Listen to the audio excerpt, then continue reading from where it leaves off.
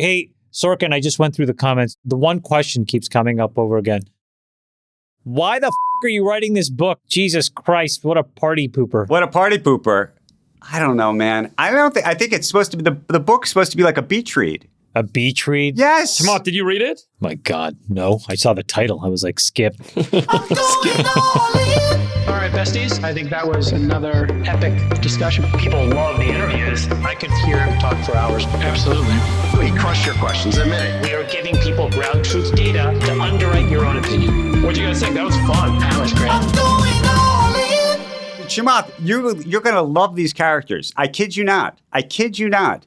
The people who are involved in this at that time, like the main character. I totally agree with you. I am a huge, to be honest, I've studied this period for a while, actually. I think it's great that you wrote this book. I think it's incredibly fascinating. We're here with Andrew Ross Sorkin, Chamath and I, with another all-in interview. Riveting. Today, we're going to talk about Andrew's new book, 1929, and specifically cover why Andrew got into it, what the history teaches us, and are we looking at another 1929 or something different this day and age, as a lot of people may speculate. But Andrew, thanks for joining Chamath and I to talk about this. Thank you for having me. And I love your background there.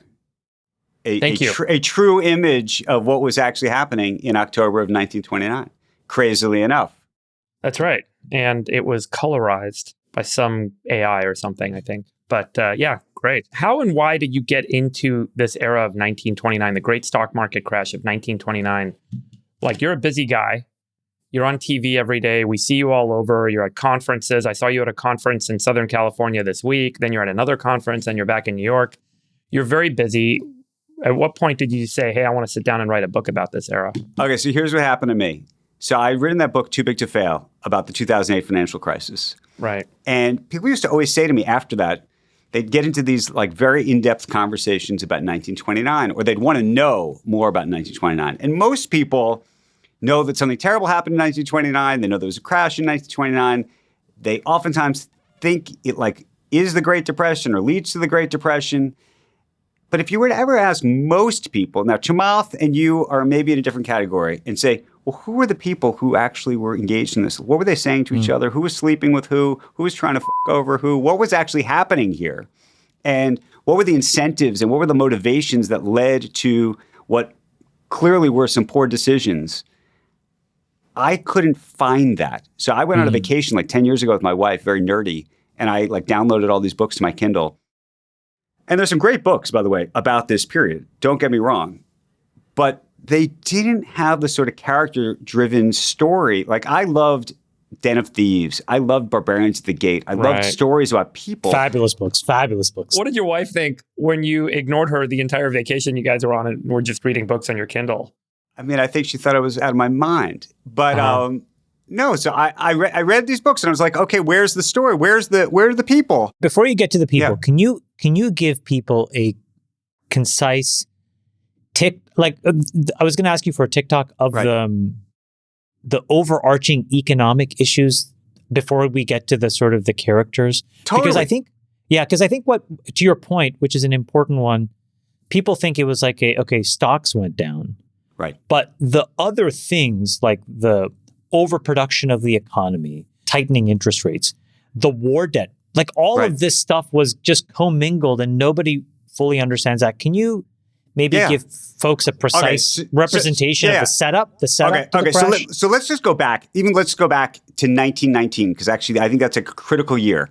So prior to 1919 in America, people did not really borrow money. It was like a moral sin to get credit. Like, people didn't do it. In 1919, General Motors says, you know what? We're going to start lending people money so that you can buy a car. And that was actually like a major inflection point in America. Because then Sears Roebuck clocks what's going on and says, okay, we're going to do this too for appliances.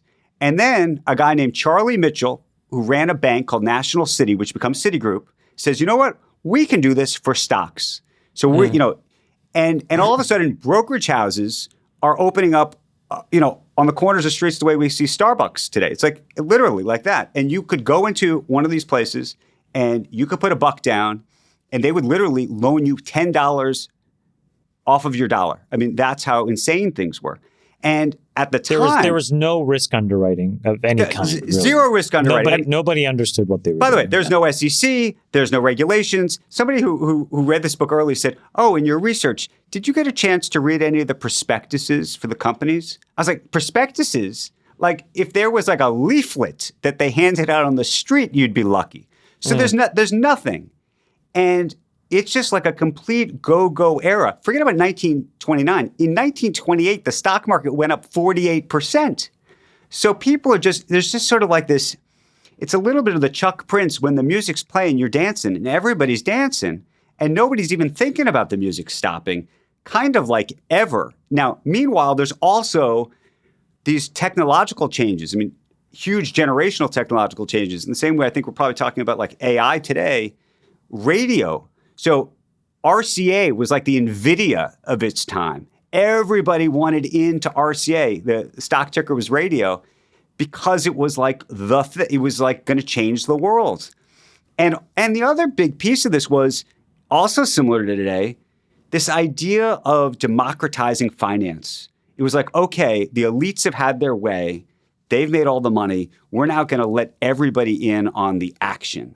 Now, the difference between then and now, though, was there was also like crazy amounts of manipulation, insider trading. As I said, there were no rules, like literally no rules. Nobody's going to jail for this stuff because there wasn't a rule against it. By the way, it wasn't just individuals that was investing and overextended with margin, but the banks would take depositors' money and they were going long the stock market. The banks were doing it. By the way, not only the banks, regular old corporations. Yeah. I mean, could you imagine if it turned out that like JP Morgan and Goldman was going long NVIDIA with depositor funds? That's the effective equivalent of what was happening back then too.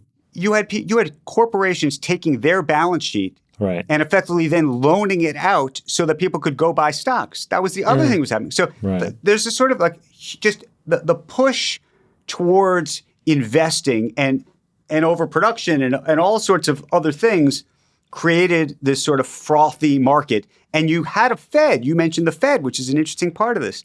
There was a Fed. It was new, started in 1913. They knew this was a mess. Like they kept saying to themselves, you read all the diaries and notes that I was in for the last 8 years.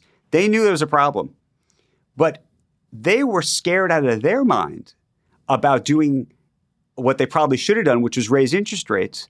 But they couldn't pull off like a Volcker kind of thing. Can you double click into what you said about the fact that there was a social contagion around wealth creation, that people felt like the elites had their way and now it was everybody else's turn? Just describe that, like what had caused that and what amplified that social contagion. And who was everyone else? Were these factory workers? Because we're kind of on the heels of a big industrial build out. So like, was it that folks had savings for the first time? Like, where's this coming from? Well, so what's really happening is you have a lot of folks who are coming from farms, frankly, and moving to the big cities for the first time.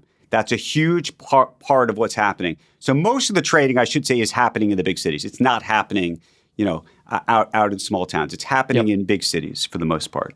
But that whole sort of scenario, once they're in the big city and they're seeing that there's sort of this wealthy group of people, talk about inequality, this wealthy group of people, and they want in on the action. And also, by the way, the people at the top, meaning the bankers and investors and entrepreneurs, are like, we think there's this big opportunity to open this up for the little guy or the ordinary investor. We think this is like a huge opportunity. There's a guy named John Raskob, who's sort of like the Elon Musk of his era. He actually ran General Motors, created the credit program there, then becomes hugely wealthy, then gets into politics, by the way, ends up building the Empire State Building. But he was trying to create almost like the first mutual fund because he thought that people should be able to get in on the action the way he did. That was like his whole conceit. And he talked about it pretty openly. There was a famous article called "Everyone Ought to Be Rich." That was his line. Everyone ought to be rich. And it also was a time where sort of the American dream shifted a little bit, I think, from sort of a Horatio Alger story a little bit to like a lottery. Can we get rich? Like the whole idea of capitalism is going to give us this great opportunity. And obviously we're grappling with that today. Do you think that radio played a role in that because it amplified these stories and made them go faster, and people would just like start to tell these tales and folks started to forget the Horatio Alger part. Like, I'm just still trying to understand, like, you have folks on the farms, right? They're getting educated. The Industrial Revolution is happening, so they're moving to the city. And the radio then is maybe what Instagram is like now. You're seeing people with wealth. You're seeing this wealth that you don't have. You aspire to that. Yes. And then something comes in and fills the void. Is that kind of the mechanic? I think something fills the void, and all of a sudden you now have the opportunity because the bank or the brokerage houses are going to lend you all this money. And it's not just radio being the communication device. It's really the media. So the other thing that was happening during this period, so Time Magazine starts in 1923, Forbes, 1917. All of a sudden, Charlie Mitchell, the CEOs, are now on the cover of magazines the way Babe Ruth and Charles Lindbergh had been on the cover. So sort of the shift in how people even thought about business. None of these guys were, famous before the 1920s, but they became famous and everybody wanted to be them. This was what America was about, was this industrialization, right? And this was kind of like, hey, we're pioneering an entirely new world, and these are the leaders doing it, and these are the rock stars that are transforming this country. I mean, was that kind of a big part of what was going on at the time? Totally. And everybody wanted to be a rock star. By the way, it's the same way everybody wants to be you, David, or everybody wants to be Chamath, or they all want to be Elon. Like, I think there was a huge thing like, okay, and here's this opportunity. And they were being sold the opportunity and given the opportunity, not just to invest, but again, I think that the margin piece of it was such a crucial element. Do you think it's a coincidence, Andrew, that now you're publishing this book in 2025, but like does it feel like eerily similar to you? Like way too similar where you can almost map one-to-one those boundary conditions then in some version of that today? Like, is that what you feel? Like a little bit, but not, I would say that wasn't my intent. Like when I got involved in this, I just wanted to retell the story and figure out who these guys were. I ended up, after that crazy vacation with my wife, I ended up going to a Baker Library. I happened to be giving a speech at Harvard, and I walk in there, and I had some time, and I asked the librarian, I said, can I see these boxes? This guy, Thomas Lamont, who ran JP Morgan at the time. And I said, can I look inside these boxes? And inside the boxes, his secretary is keeping transcripts of his phone calls with Hoover and Roosevelt. Like, by the way, same way like everybody's probably talking to Trump or Trump today. And I'm like, oh my God, I haven't seen it. And you're seeing the conversation. And I thought, okay, if you could use those transcripts in an actual story, and then you could figure out, I didn't know if other transcripts existed for all the other characters. Yeah. Wow, you could recreate this whole crazy situation. Right. But I didn't go into it thinking, okay, this is all one-to-one. And I don't think it is one-to-one. I think there's a lot of leverage in the system today, but it's a different kind of leverage. I like to believe that there's now an SEC, there's other regulations. Well, you can believe it. There is one. Paul's doing a good job. He's there.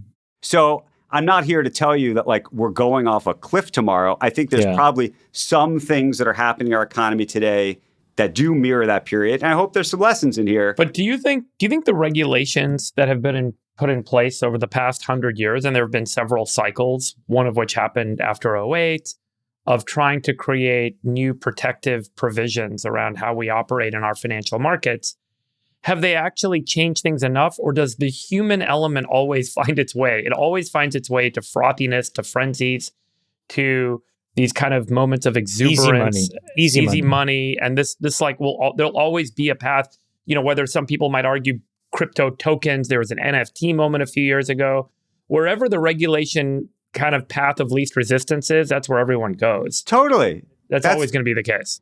That's the human condition. We all want more. There's that great line in it's Wall Street 2, where I think Michael Douglas says to Shia LaBeouf, I thought the second Wall Street was not as good as the first one, by the way.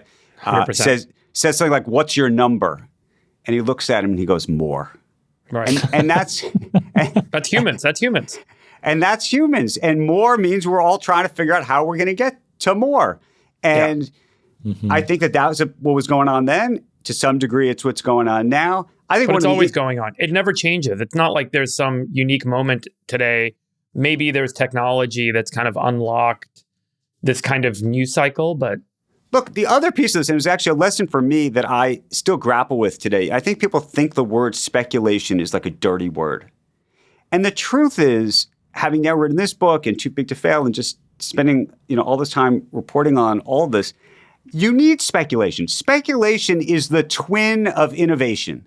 Risk taking. It's putting your capital at risk. It's price discovery. It's risk discovery. It is the hard underbelly of innovation. I completely agree with you. There is no innovation without some speculation. Elon Musk would not have created Tesla and said somebody speculated on him early when it all seemed totally insane. No, and also, he's probably speculated himself in 50 different ideas that never saw the light of day. That's what it means. It's like you're investing risk capital. That capital is not always money. It's a lot of time. It's time and reputation as well. It's convincing other people to come work on something. And you're doing it speculatively. That's what Silicon Valley does. We're betting on the come. And so then the question becomes, how do you create an environment where you can have speculation, not just have it, but encourage it, but not let it get out of control, right? Like that is the sort of fundamental question. What ends up happening, Andrew, is like no one gives a shit when a big fund manager or a big bank or some kind of dark pool of capital loses money. But when it hits the consumer, when it hits the individual, then there's this rush to protection. It's like we need to protect the system. We need to kind of protect the consumer because they're always the ones that get taken advantage of. Is that kind of fair? And as you look at what happened coming out of 100% out of 08. Yeah. Look, you can look at both of those things. You could look at, by the way, I think an interesting one, because we're now dealing with it now, is the accredited investor rule. So, by the way, that really goes back to late 1930s, 1940. The idea was we only wanted the wealthy to be able to have opportunities to invest in private companies because they were the only ones that we thought should be prepared to lose the money. And we didn't want the little guy to lose the money. Here we are now in, 2025, and there's a lot of folks saying, I want the access. I want the opportunity. And, sometimes like I remember, Chamath, you and I probably talked about this years ago. I remember I'd either talk about like GameStop or some of these other companies and tell people, oh, you got to be careful, guys. This could go wrong. I said that a little bit about SPACy stuff and some other things. And people are like, Sorkin, stop it. You're not protecting me. You're protecting the man. You're protecting the man. And it was sort of regulatory capture. Yeah. It's a very interesting concept. So anyway, I haven't come up with a neat answer about that, but I do think about it a lot. Well, to your point, I think the 40s Act, 1940 Act, I think it's been a very complicated piece of legislation because if you fast forward to today, we're still trying to unwind and fit a square peg into a round hole, if you will. The entire crypto economy contorts itself around the 40 Act. Right. All these BDCs contort itself, private credit contorts itself. And why? And well, right now we don't have the regulatory will to just go and have a wholesale rip and replace of what is really old legislation. I think Scott Benton's... Do you want to talk about Chamath, do you want to just describe the 40s Act, like what's in it? Well, it was basically written as a way to sort of try to delineate what is a security, what is allowed to be traded, what kind of businesses can be public. And at the time, with the understanding that they had of the economy, it all made sense. There was a pretty bright line of here's a commodity, here's a security, and here's what is allowed. The problem is, as we've seen, is that businesses today in 2025 are way too dynamic and they don't map to the brittle definitions of 80 years ago. The problem is that when you try to go and rewrite those rules, there isn't the legislative will because what Andrew says comes up over and over again, which is the fear of what could go wrong stops people from doing what I think could go right. And that has pretty profound consequences, I think. I think in part, when you look at what happened in GFC, you can pull the string back to the 1940s and the 40 Act and people's reaction to regulations. The savings and loan crisis, that's another one that was absolutely unnecessary, but happened because we tried to contort ourselves to expand the economy in ways that were brittle. Andrew, I want to ask you a question, which is, if we go back to the 29, so we have a good sense of the setup. Yeah. Can you explain the big characters and who they were and the roles that they were playing? Okay, so there's a whole bunch of characters, but I'd say there's two main characters in this book that really drive the storyline. One is Charlie Mitchell.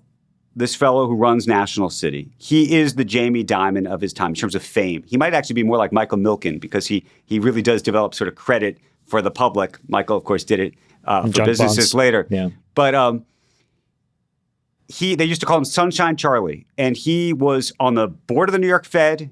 He was constantly calling for lower interest rates, interestingly, during all of this. And he was the guy who was not just loaning to speculators and stockholders, he was also loaning money to different brokerage houses across the country.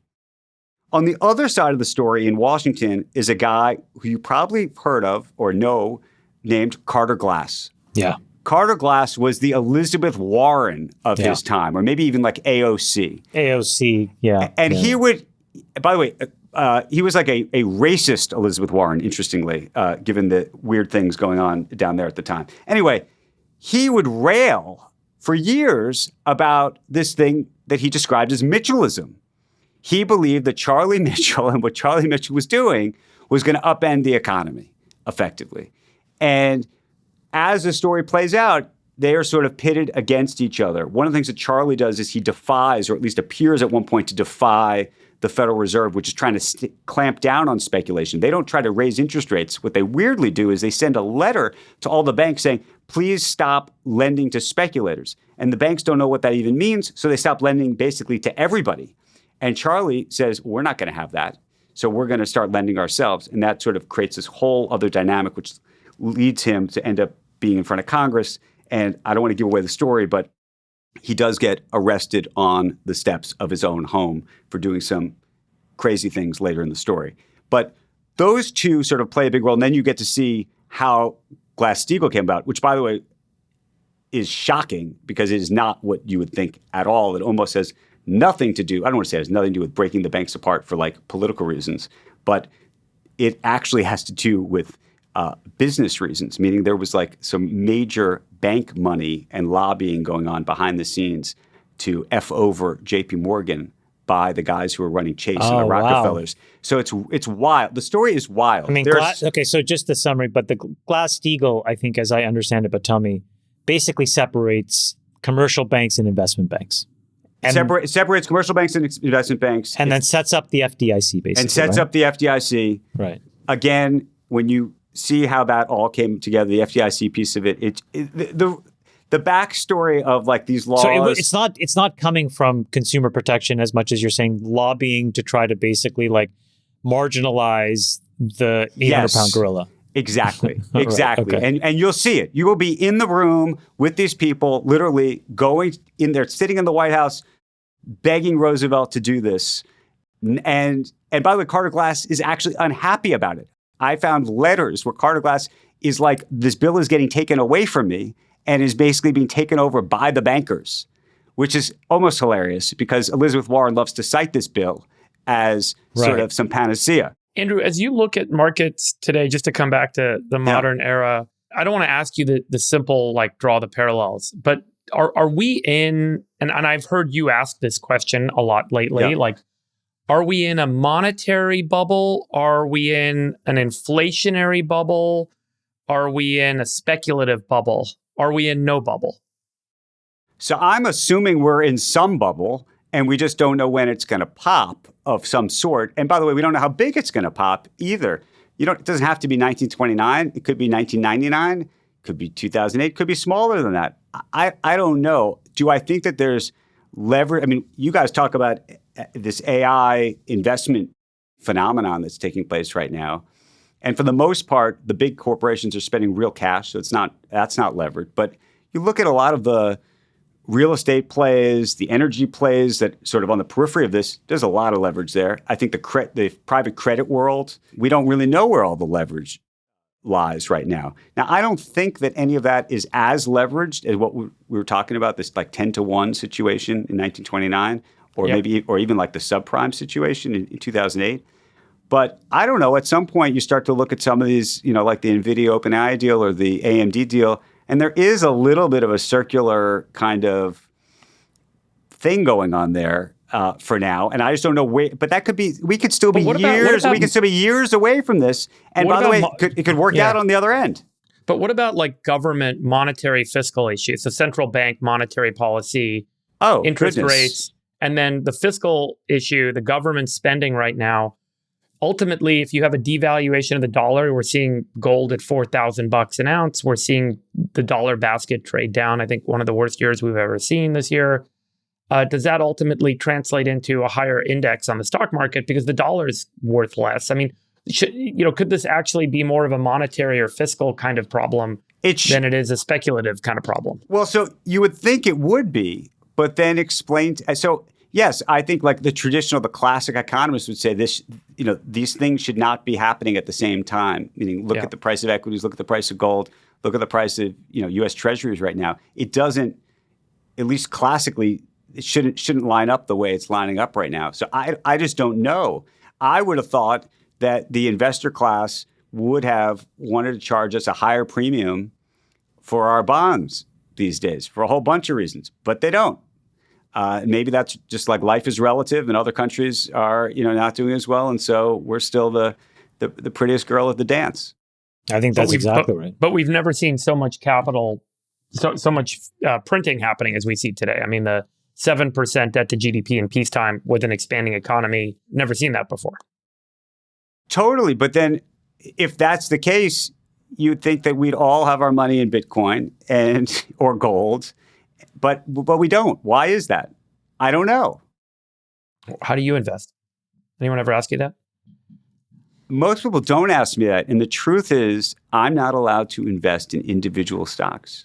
It's actually, given what I do for a living, that's part of the part of the deal, part of the nunnery that I have to live in. You're long the index. I'm long the index. I am long Bitcoin, gold. I'm long the indexes, and no. I by the way, I wish I could. I thought for many years, it's probably shifted now, but for years upon years, I think Chamath and I have talked about this.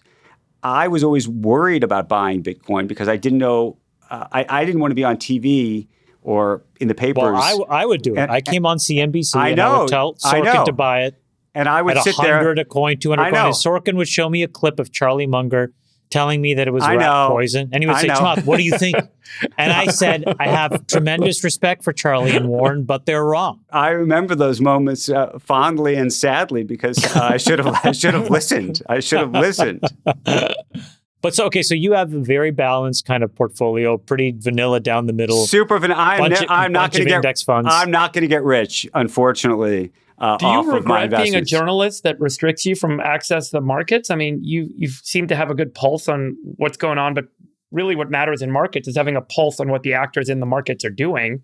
Right. And you're not able to act on it.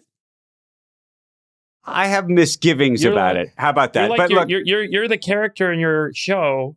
Acts where you have all the inside info, but you can't do anything about it. Can't do anything about it. Exactly. But that's the point. I get it. I knew that's what I was signing up for. So I'm cool with it. I mean, do you like being a journalist? I mean, do you like sitting as a speculator or an observer versus being an actor? I mean, have you ever thought like, man, I really understand markets. I really understand the parallels to history. I've got a good sense of this. I feel like I should play a role. I want to play a role. I can make money. I think about that. I've thought about that for years. Totally about, could I be an actor? Could I play a role? And I often go back to the idea, and maybe this is not the right way to think about it, but I feel like I've managed to have hopefully some semblance of credibility with some people by doing it this way. And I've been able to be hopefully a good part of the conversation and be engaged in a lot of things. Now, maybe I could do that as a sort of a direct actor too. I don't know. I also think, by the way, journalism seems to be changing. MSM, legacy media. I mean, by the way, there's a lot of people now. I mean, you could start a podcast and you could just do whatever you want to do. So I don't know. I don't know what the right answer is. Tell us, who are the characters in the play today? Who are the actors? Who are the main actors that you see in the play? That's a good question. Today? Yeah. The main actors, well, I think you'd probably think about them in a couple different ways. You'd sort of think about them on the financial side and probably the tech side and where they sort of come together. So I think obviously, and then the government piece. So obviously the president, Scott, Howard on the sort of business end of things inside the government. And then I think in the banking or classic banking world, you'd say that probably Jamie Dimon and Larry Fink are probably the most sort of powerful players in the sort of traditional legacy piece. But then you'd probably give a nod to Brian Armstrong. at Coinbase as sort of being one of the sort of OGs in sort of wherever you think crypto goes. By the way, I'd probably hats off to Vlad Tenev, who I think's been sort of very outspoken, sort of talking about democratizing finance, right? Like he sort of represents that. But then you tell me, I mean, I think Sam Altman and Elon and wherever you think AI is headed next and the Google guys. But it's interesting because you're saying that technology, particularly AI, is playing a key role in fundamentally. It seems like it is. You think you think that's true? Well, I'm asking because you also, I mean, the capital that's moving through banks, there's a whole nother set of industries that generate trillions of dollars of revenue that seem to be largely ignored in the conversation about where the global economy is, where it's headed, where markets are headed. It's all about AI, right? I mean, and I think that's like, but that's because and I guess the question is like, is that a media thing, or is that like a real economy thing? I think it's a real economy thing because I think if you X out the Mag 7, all of a sudden the economy does not look nearly the same. I mean, I don't want to say we're levitating, but we're either. I saw a data point yesterday that said the quarterly GDP was like flat, excluding data center spending. Does that sound right to you? Did you see that? It's definitely 100 to 200 basis points of GDP. Yeah. So sure. So let's say if you X out the AI boom, where do you really stand? I think that's a real live question. I think the reason why no one's focused on the rest of the economy, first of all, the AI story I think is the more exciting part, but it is what I think is, I don't want to say propping up the economy, but it's keeping the economy. Well, I would flip it on its ear. I think that those comparisons are kind of dumb because at every point in the economy, there are these dynamic reallocation of resources and assets. Things are important at different times. I think the thing with the AI thing is like, what is every company doing to figure out what they look like in a world of AI? And if they're not going to spend that amount of time, their productivity is probably going to, on the margin, shrink to a net new company that just does what they do, just efficiently and better. That's just the cycle of creative destruction we've seen at every point of every meaningful technology. So you think we need to be talking about this much more outside of the sort of like tech and data centers and that investment? I made this comment. All the private equity wives got their husbands to come in and rail at me in the comments. And I said, the least success I've had at the software company I started has been selling into private equity. It's like I have Fortune 500 and Fortune 1000 customers lining out the door. I couldn't sell to one single private equity company what is effectively a platform that uses AI to rewrite all your software. And I'm like, but this is the first company that should be in line. And what it goes to is that their heads are firmly in the sand. And I think that's not a decision on technology. It's a psychological decision. So I think the weird thing with AI is that it pushes people to a place of psychological insecurity. And I think that they think, I don't want this to be my problem. I need to just wait this out and somebody else will deal with it in the future. That's very different than other technology arcs, like, in the dot-com bubble. Right. That's not what we lived through. In the social bubble or the mobile bubble, it was always like, okay, this seems interesting. Let's figure out how to embrace it, take advantage of it. This is the one where many people are like, nope, I'm just going to, no. All right, but here's the question. So, 1932 comes around and we had unemployment in this country at 25%. 25%, yeah. Okay, which is pretty crazy. Yeah.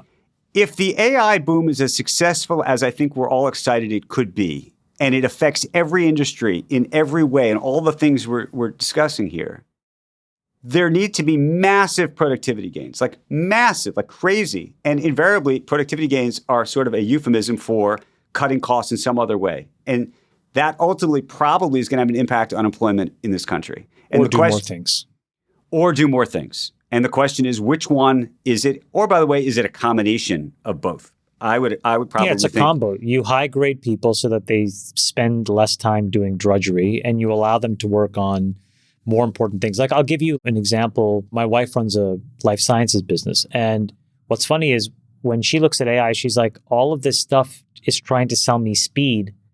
And she's like, I don't want speed. I want quality. She's like, I'm not trying to make 500 molecules tomorrow. I'm trying to make the right molecule for the right disease. And I'm happy to take 5 or 6 years to do it. And right now, I think we're still in the novelty slopware phase of AI where most of it is about speed. and you're spending a lot of money to try to get crappy outcomes out faster, eventually we'll replace that with quality outcomes. And they'll take a lot more time. And I think that that's when you'll have the real productivity improvements. Back to life sciences, like these guys want to get drugs for every person, right? That's not a tomorrow thing. That's not like type it in English and all of a sudden it pops out the other end. And so I think we're going to have to take a lot more time. That's when this stuff becomes really real. And that's going to be very exciting.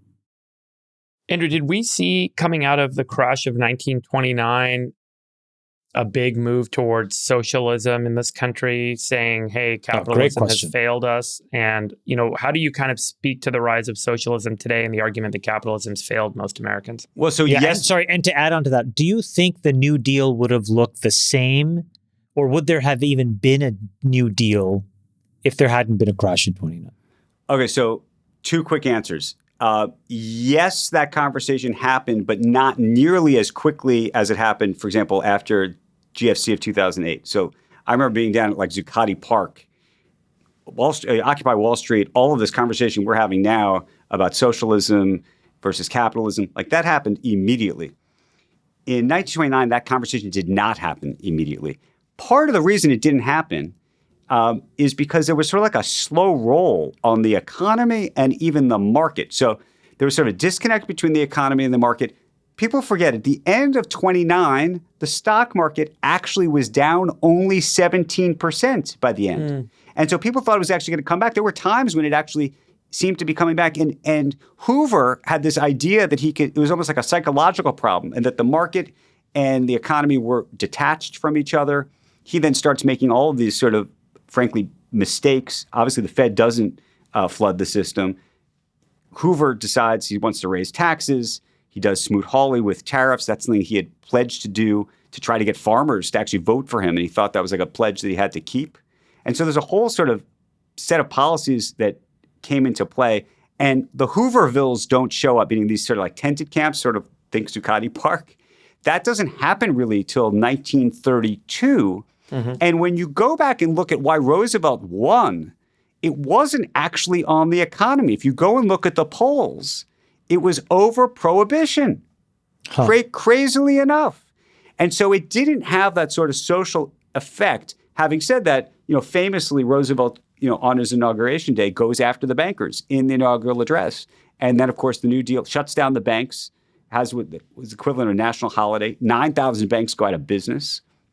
Right. And then that's sort of when the conversation about capitalism and socialism starts to rear its head.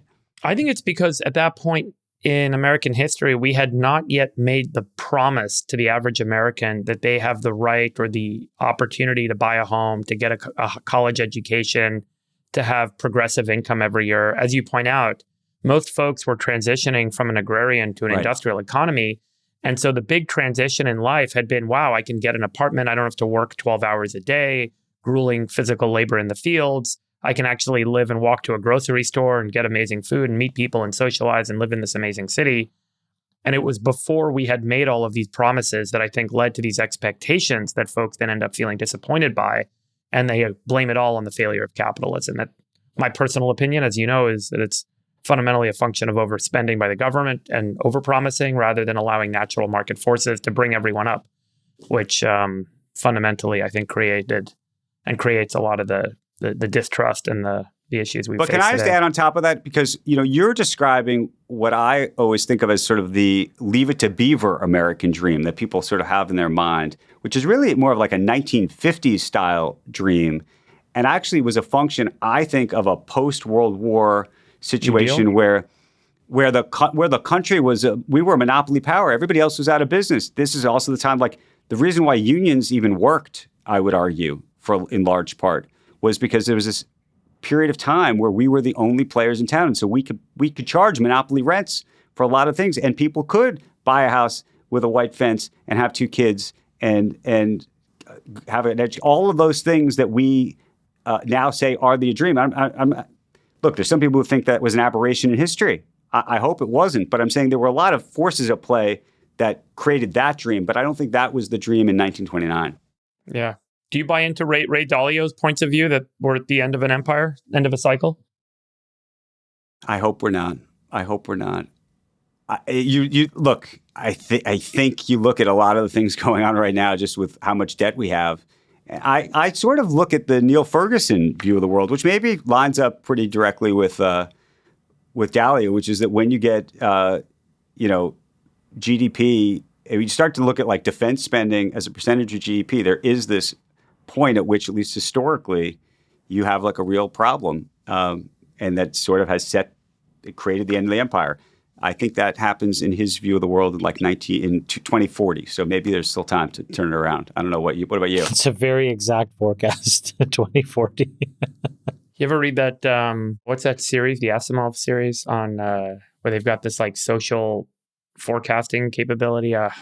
Sorry, totally forgot. Sorkin, do you think that if you look at GDP going through the crash, it basically like cratered, and then, I mean, whatever we think of the New Deal, I think the reality is that it just created an enormous amount of investment that then just turned GDP around.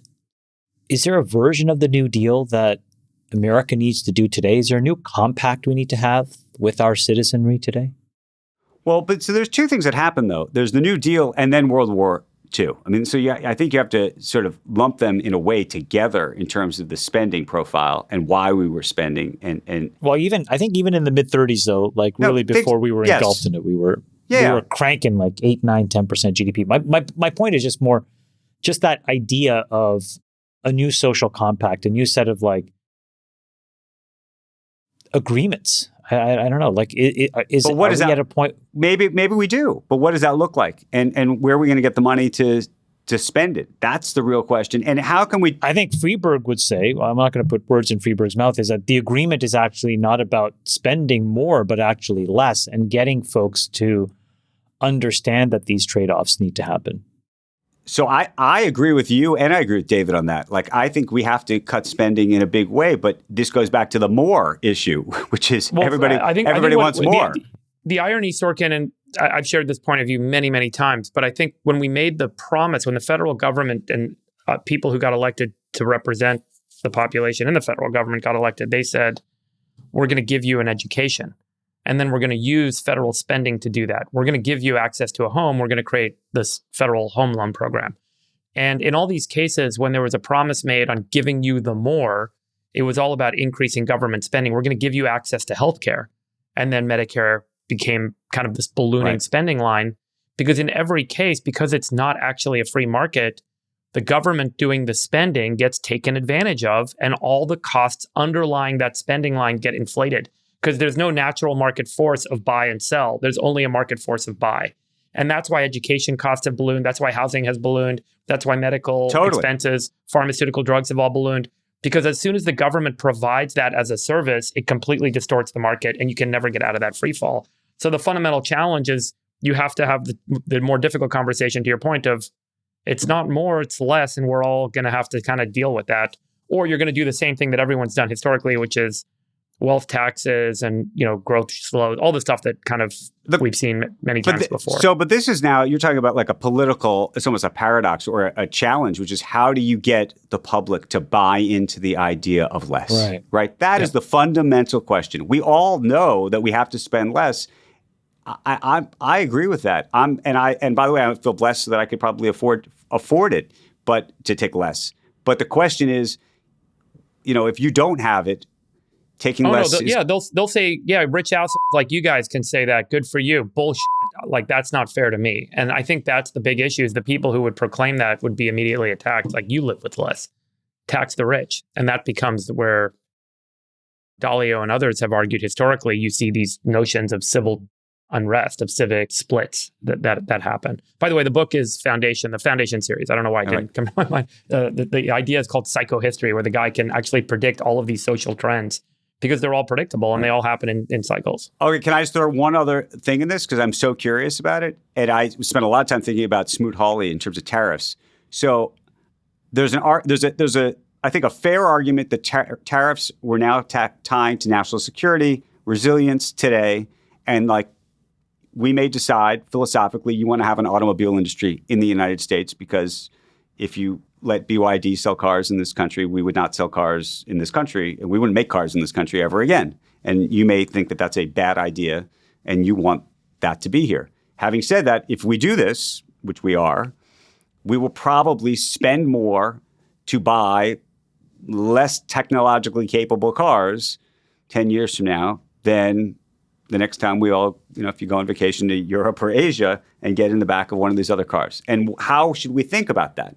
That to me is like a real fundamental question about capitalism and also about resilience and national security. What I would offer to you is the way that we should think about this is, how do Americans and American society preserve maximum optionality in the face of very difficult decisions in the future? So if geopolitically we are induced into a war, all wars have tremendously bad consequences. How would we have the wherewithal to not have to be a part of it? If you look at the last number of wars, these are all ultimately over resources, right? Right. And if you think about resource independence, there are many, many things today where America is just fundamentally unstable because we don't have resource independence. But if we were to get that, and then we had the building blocks, we wouldn't actually have to fight a war. Now, there may be other reasons and people may pull us into wars, and I get all of that, but I think that that's a really big question. Would I be okay with a less better car, but having a national transportation infrastructure that we control and cannot be turned off by somebody else? On the margins, I would say, yeah, I'd be okay with that. And the interesting part, though, is there's going to be a premium on that, right? Like we're going to pay more for that, and that that may just be the cost of doing business. Sure, and that may be the cost of strategic flexibility and optionality. And I think if you just think about what the downstream consequences of not having that are, and by the way, maybe those costs are even higher, and those costs don't get added, and they don't get added into the model, right? You're absolutely right. They're always higher because they're measured in human lives. It's always higher. It's always more costly. Mm-hmm. Andrew, who do you sell the movie rights to of your book? And when's the movie coming out? Haven't sold them yet. We're talking to a couple people. Hopefully we'll have some news on that sometime soon. Because it sounds like it's a very people-driven story, so it should make for kind of great drama, right? Oh, totally. I mean, I tried to write it. I didn't try to write it for film per se, but I tried to write it in as cinematic a way as humanly possible, given that I was also constrained by, I had to have archives and notes and diaries. It looks like a long book, by the way, folks. It's a little bit shorter because there's 100 some odd pages of endnotes at the end for those who want to. And by the way, some of the endnotes are kind of fun. Andrew, when you write these things, do you, and then when you license it, for example, like when they started to make billions, do you take a strong point of view in how the scripts in that case or the screenplay in this case will be written? Or do you kind of say, okay, here's my source material, you guys do the best you can, and do you care who the actors are? Do you care about any of that stuff? Or do you think it's like, okay, they're licensing it off on your merry way, do the best you can? I think actually in this day and age, just because it's probably in your mind, right? You have a vision of what this whole thing looks like visually. You probably have faces, right? You probably have all of this. So how do you let go of that, or? Well, I think first of all, I think you have to let go a little bit at some level, because that's just the nature of the business, for better or worse. I think right now in this streaming environment, there's sort of two ways you can go sell projects like this. One is you go to sell to a streamer and they go off and they try to develop it. They go find the team that does it. The other approach is, find the actor, maybe a director, maybe the writer all at one time, and then walk in with it. So in that context, you probably have more of a say in the future of it. Right now, just the way the business is, the Hollywood's buying a lot less stuff, and I think is more interested in sort of the former version where you show up with the whole thing sort of prepackaged, pre-planned. But it almost changes by the month in terms of what they want. Mm-hmm. Mm-hmm. Are you doing the audiobook yourself? Are you reading the audiobook? I read it. You guys are in the audio business yourselves, so I will tell you, I went in. It's 13 hours, the book in total. You do it on, double time, and you'll be done in, 6.5 hours. But it probably took me like 30 hours. It takes a while. And so you did do it. I did do it. Yeah, I did it. It was fun. It was like your first time. Was it your first time reading the audiobook? I've never read it before. When Too Big to Fail came out, we had a British actor do it, and I enjoyed reading. I enjoyed listening to him. He added some gravitas to the project because of that. The Brits always sound smarter than us. British? Pretty much. Pretty much. Okay. Sounds smarter. Yeah, Sounds smarter. I was going for sounding smarter than us. They do. They do. Well, Andrew, thanks for joining us. This has been awesome. Congrats on the release of your book. Thanks for chatting. Good broad-ranging topics. I'm buying it. Thank you. Yeah. I appreciate it, guys. I enjoy this so much, and I listen to you guys so religiously. So this is a You're the best, bro. Thanks for doing it. I mean, it's an incredible period of American history that, to your point, not enough people really understand. I'm glad It's so interesting. Yeah. I find it so interesting. Yeah. That 20-year period, I would say 28 to 48. Well, thank you. It's got everything. Thank you, guys. I appreciate All right, it. we'll talk soon. Thanks, man. See ya. Thanks, man.